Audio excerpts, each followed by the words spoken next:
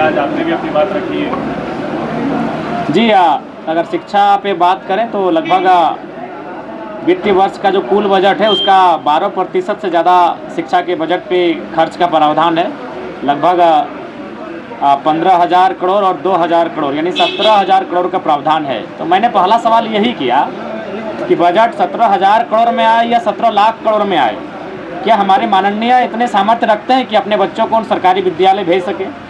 अगर माननीय अपने बच्चों को सरकारी विद्यालय नहीं भेज पाते हैं तो बजट 7,000 करोड़ का रहे चाहे 7 लाख करोड़ का रहे, उस बजट का कोई मूल्य नहीं है। दूसरा बात, मैंने कई तर्कों से बताया कि किस प्रकार से शिक्षा के क्षेत्र में बंदरबाट है, किस प्रकार से जो राशि है जो एक आम छात्र तक खर्च हो सकती है उस राशि में बंदरबाट हो रहा है। मैंने जो राइट टू एजुकेशन 2009 का कानून है, जिस कानून के तहत तमाम जो प्राइवेट कॉलेज हैं, चाहे वह माफ़ कीजिएगा स्कूल जो बड़े बड़े हैं, डीपीएस की बात करें, डिनोबली की बात करें, वहाँ भी 25% जो ऐसे छात्र जो सामाजिक स्तर से आर्थिक रूप से पिछड़े हैं उनको एडमिशन लेने का प्रावधान है, लेकिन वह कानून का भी अनुपालन नहीं किया जा रहा है। तो कुल मिलाकर शिक्षा का अगर बजट अगर आंकड़ों के दृष्टिकोण से देखा जाए तो निसंदेह बहुत बड़ा बजट है, एक अच्छा बजट है। लेकिन बात वही आती है कि बजट का होना और बजट का खर्च किया जाना और उसकी उपयोगिता और उसकी सार्थकता होना, इसमें अंतर पाया जा रहा है। अच्छा जयराम जी, आपराधिक घटनाएं बढ़ रही है, जिस तरीके से डीजीपी ने जो कारण बताया है कि तमाम चीज़ें जो है वो जेल से ऑपरेट हो रही है, आप इसको किस रूप में ले रहे, क्या आप सहमत हैं? देखिए, अगर डीजीपी महोदय को इस बात की जानकारी है तो बड़ा दुर्भाग्य है। जेल तो आपके अंदर है, चलिए जेल से बाहर से होती तो लोग बोलते कि भाई बाहर झारखंड में जंगल है, झारखंड में पहाड़ है, कहीं छुपा होगा। अगर जेल के अंदर से घटनाएं मॉनिटरिंग हो रही है तो कहीं ना कहीं जो प्रशासन है, पुलिस है, उनके होने पर प्रश्न चिन्ह खड़ा होता है। ये तो खुद वो ऐसा बयान दिए हैं कि जो अनुचित है। जयराम जी, माननीयों को जो गिफ्ट मिलता है इसको लेकर आप देखिए, उसको लेकर हमने सूचना के लिए मैंने हाथ भी खड़ा किया था, तो अध्यक्ष महोदय ने कहा कि जयराम जी ऐसे भी आज समय विलम्ब हो चुका है, क्योंकि आज एक मैंने कह सकते हैं एक काल चला नहीं, जो प्रश्नोत्तर काल होता है, अल्पसूचित और तारांकित जो प्रश्न होते हैं वह काल चला नहीं आज, चूँकि विपक्ष ने वही बड़का गांव एनटीपीसी की जो मामला है उसका लेकर थोड़ा सा विरोध उत्पन्न किया था, तो एक सत्र चला नहीं, जिस कारण आज सूचना में नहीं दे सके। तो आज सोच रहे हैं कि पत्र के माध्यम से, को सही बात है, आज अगर जैसे ही हम यहाँ से बाहर निकलते हैं तो पुलिसकर्मी मिलते हैं, ट्रैफिक पुलिस मिलते हैं और कुछ सफाई कर्मी भी मिलते हैं। वो कहते हैं कि भैया हम लोग को दिन भर यहाँ ड्यूटी करते हैं सत्र के समय, लेकिन ना हम लोग को पानी के लिए पूछा जाता है, ना खाना के लिए पूछा जाता है। तो अगर हम बजट के बाद जो माननीयों को उपहार मिल रहा है, जैसे मैं अपना बता दे रहा हूँ, 18,000 रुपये को जो खाना बनाने वाला जो भी है हम नहीं जानते हैं, 3 वो अटैची मिला है, अटैच किसी क्या बोलते, ट्रॉली बैग, हाँ ट्रॉली बैग, तीनों का दाम है 30,000। पवेन हमको नहीं मालूम भाई, हम लोग माड़ भात डेगची हांडी में बनाने वाले लोग हैं, तो वो 18,000 30,000, ये तो गिना गिनी हो गया 50,000। और 2-4 को ये छोटा मोटा बैग मिला है, जो मिला है से क्लियर कट बात करना पसंद है। एक का दाम है 3,999 और एक का 4,500, यानी और आंकड़ा हो जाता है लगभग 60,000 के आसपास। यानी अभी तक 60,000 रुपये उपहार एक विधायक को मिल चुका है।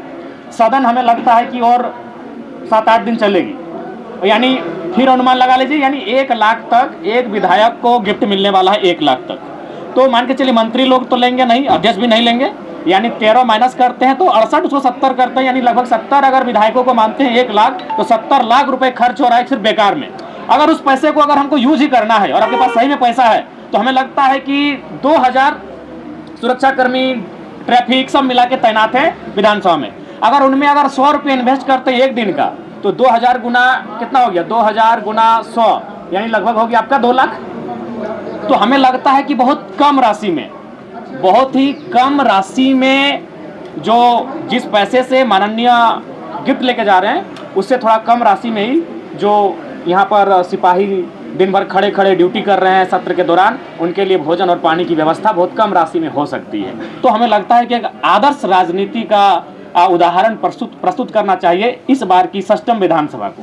अच्छा जयराम जी, छात्रों के हित की बात करते हैं, जेपीएससी के अभ्यर्थी आंदोलन कर रहे हैं और अल्टीमेटम भी दिए क्योंकि रिजल्ट जो है वो प्रकाशित नहीं हो रहा है। उनका कहना है एक बार फिर से उग्र आंदोलन जो है वो राज्य में देखने को मिलेगा। साथ ही उसी में एक और सवाल रहेगा कि जेपीएससी के जो चेयरमैन है वो 15 दिन की छुट्टी पे जा रहे हैं, उसका भी आंदोलन कर दे वो लोग छात्र। देखिए, हमें लगता है कि जिस समय जेपीएससी का मामला घर में है, काफ़ी गंभीर है, और ऐसी परिस्थिति में 15 दिन की छुट्टी का औचित्य नहीं बनता है।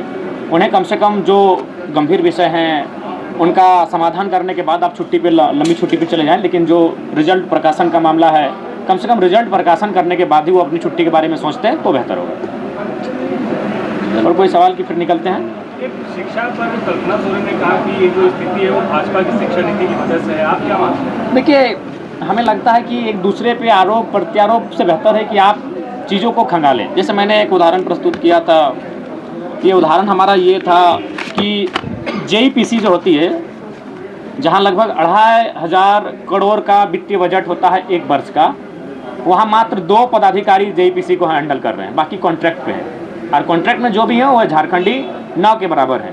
वहीं और 2 इकाई उनके समकक्ष अगर बात करें तो प्राथमिक और माध्यमिक निदेशालय, जिसमें लगभग 25 अफसर हैं, यानी 50 अफसर मिलकर काम कर रहे हैं 2 विभाग में, और जेईपीसी में मात्र 2 अफसर हैं, जबकि इसको 2500 का बजट मिल रहा है और इन 2 विभागों मिला के लगभग 100 करोड़ का मात्र बजट मिल रहा है। यानी जहां पैसा है वहां कॉन्ट्रैक्ट में जा चुका है, यानी निजी क्षेत्र में आप उसको तब्दील कर चुके हैं, इसलिए कि उन पैसों का बंदर बांट हो सके।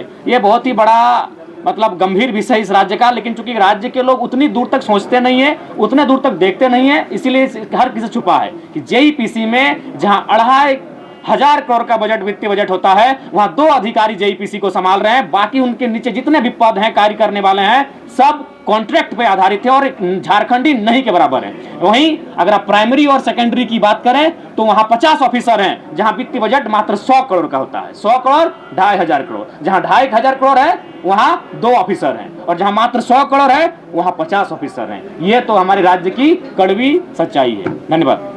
जयराम जी, वो आपके विधानसभा डुमरी में पारसनाथ की तराई क्षेत्र है, वहाँ कुछ ऐसे गांव हैं जहाँ लोग पानी दाढ़ी से पीते हैं, तो उस पर आपका क्या स्टैंड है?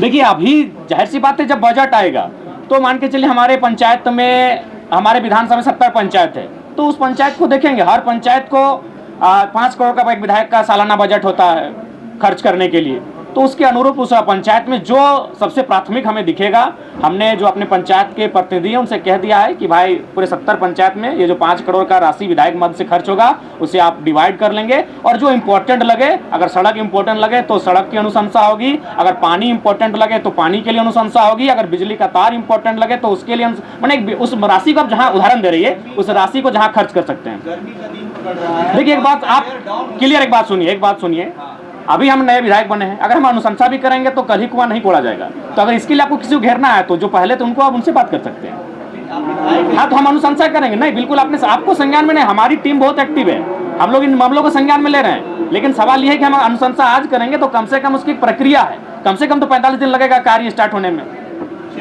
धन्यवाद।